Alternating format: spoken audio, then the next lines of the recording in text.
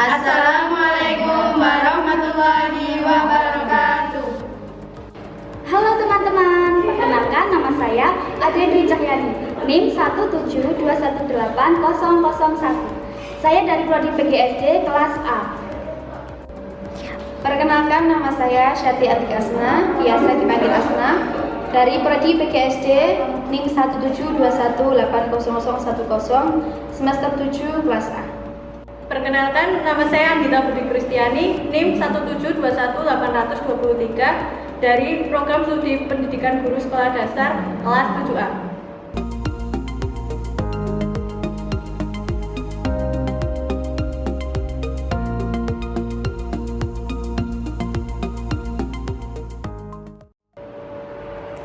Kami akan menjelaskan materi IPA kelas 5 SD, Yaitu tentang pencernaan pada manusia. Semoga dengan video ini dapat bermanfaat untuk kalian. Selamat menyaksikan. Halo teman-teman, apakah kalian tahu apa itu pengertian dari sistem pencernaan makanan? Ya, sistem pencernaan makanan adalah serangkaian jaringan organ yang bekerja untuk mencerna makanan. Nah, kemudian pencernaan itu dibagi menjadi dua. Yang pertama itu adalah pencernaan makanan secara mekanik, dan yang kedua pencernaan makanan secara kimiawi. Sekarang kita akan pelajari dari pembagian sistem pencernaan tadi. Yang pertama yaitu pencernaan secara mekanik. Pencernaan secara mekanik adalah proses pengubahan makanan dari bentuk kasar menjadi bentuk kecil ataupun bentuk halus. Proses ini dilakukan menggunakan gigi di dalam mulut.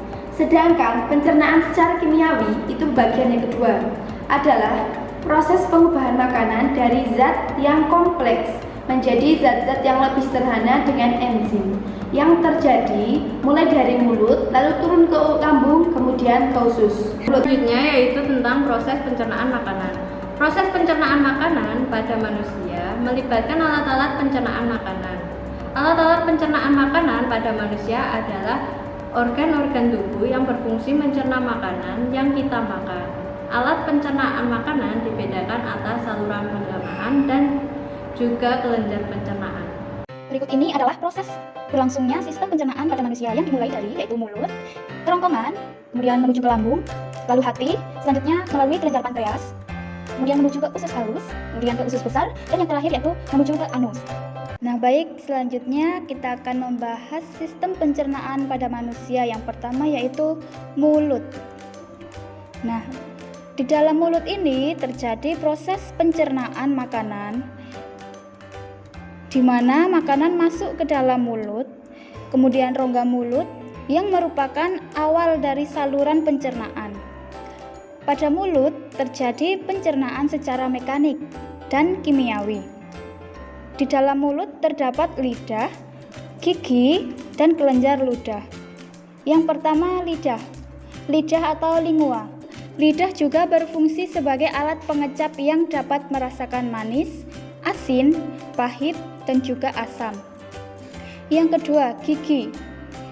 Gigi tumbuh di dalam lesung pada rahang dan memiliki jaringan seperti pada tulang. Tetapi gigi bukanlah bagian dari kerangka. Gigi ini terletak di rahang atas dan bawah. Kemudian yang terakhir yaitu kelenjar ludah. Nah, ludah itu berfungsi untuk melarutkan makanan, memudahkan penelanan, dan melindungi selaput mulut terhadap panas, dingin, asam, dan basah.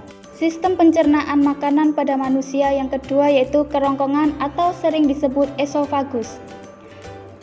Nah, makanan setelah dicerna di dalam mulut akan bergerak masuk ke dalam kerongkongan atau esofagus. Kerongkongan berfungsi sebagai jalan bagi makanan yang telah dikunyah dari mulut menuju ke lambung. Pada kerongkongan tidak terjadi proses pencernaan. Pada bagian pangkal kerongkongan atau sering disebut faring, berotot, lurik, dan bekerja secara sadar menurut kehendak kita. Makanan berada di dalam kerongkongan hanya sekitar 6 detik. Makanan sebelum masuk ke dalam esofagus akan melewati tekak atau faring. Nah, faring ini merupakan pertemuan antara saluran pencernaan dan saluran pernapasan. sistem pencernaan makanan pada manusia yang ketiga, yaitu lambung. Lambung adalah saluran pencernaan yang melebar seperti kantong.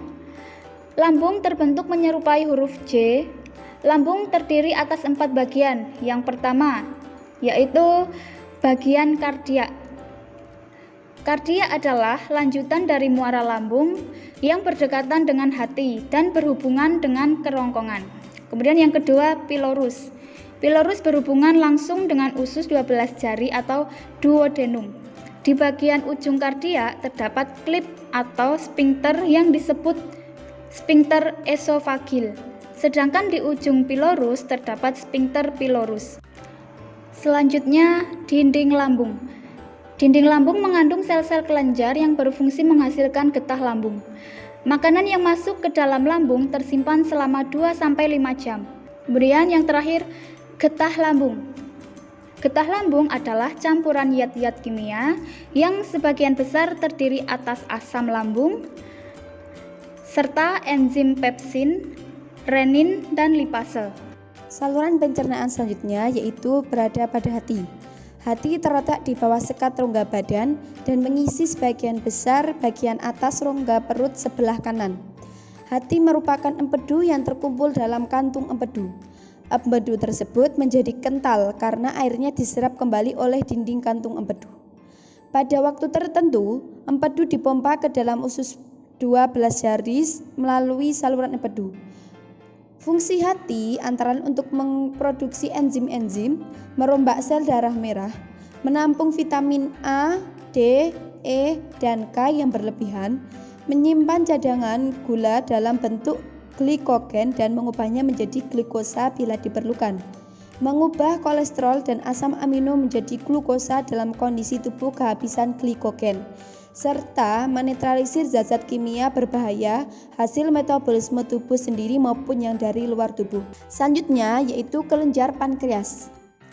Saluran pankreas bermuara di dalam usus 12 jari, yaitu duodenum bersama saluran empedu. Setiap hari diproduksi kurang lebih 1.200 sampai 1.500 ml cairan pankreas. Cairan ini terdiri dari air, garam, sodium bikarbonat, dan enzim. Enzim dari pankreas antara lain amilase pankreatik, tripsin, komotripsin, dan karboksipolipeptidase, lipase pankreatik. Tripsin disekresi dalam bentuk inaktif atau tripsinogen. Pengaktifan menjadi tripsin terjadi di dalam usus kecil karena sekresi mukosa. Enzim pengaktif ini disebut enterokinase. Selanjutnya yaitu saluran pencernaan dari menuju usus halus. Usus halus atau intestinum adalah saluran menyerupai selang dengan diameter 2,5 cm jika dibentangkan mencapai panjang 6 meter.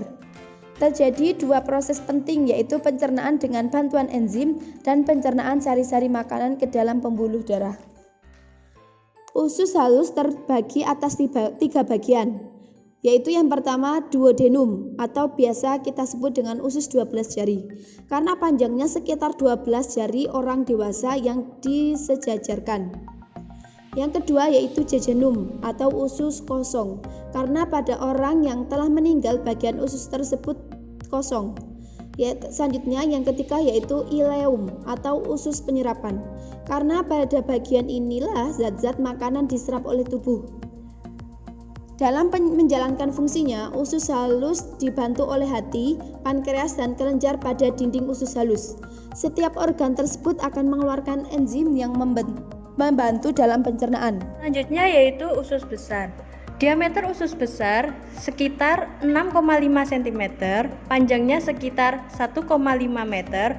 Fungsinya, usus besar untuk menyerap air yang masih tersisa pada makanan. Sisa makanan yang siap dikeluarkan dari tubuh disebut fases. Pada usus halus terjadi proses penyerapan zat-zat makanan. Adapun zat yang tidak dapat diserap akan terdorong menuju usus besar. Di dalam usus besar, sisa makanan akan diuraikan dengan bantuan bakteri Escherichia coli. Agar sisa makanan yang masuk ke dalam usus besar tidak kembali ke usus halus, terdapat katup yang membatasi keduanya. Katup tersebut dinamakan katup ileosekal. Selanjutnya yaitu anus. Proses defekasi atau buang air besar dilakukan dengan sadar, yaitu dengan adanya kontraksi otot dinding perut yang diikuti dengan mengendurnya otot sphincter anus dan kontraksi kolon seperti rektrum. Akibatnya, fases dapat terdorong keluar anus. Di dalam usus besar, fases didorong secara teratur dan lambat oleh gerakan peristaltik menuju ke rektrum atau poros usus yang merupakan bagian akhir dari saluran pencernaan. Selanjutnya yaitu ada macam-macam penyakit pada sistem pencernaan manusia sebagai berikut: sariawan, diare, hepatitis, MAH, tipes, usus buntu, kencing manis atau batu ginjal, dan ambeien.